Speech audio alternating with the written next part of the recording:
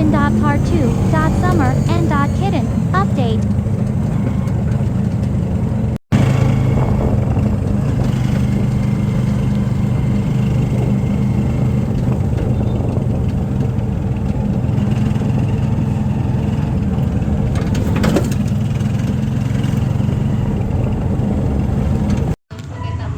Ito si Toby.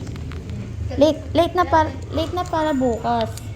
Ito si Toby. Toby, salamin ka dyan. Sinin. Sinin. Hindi yan, walang pakay. Hello. Kita niya. Walang pakay. Ito si Toby. Late na sa grooming niya. Hanggang 5 lang, Toby, dapat. Tanong mo muna eh.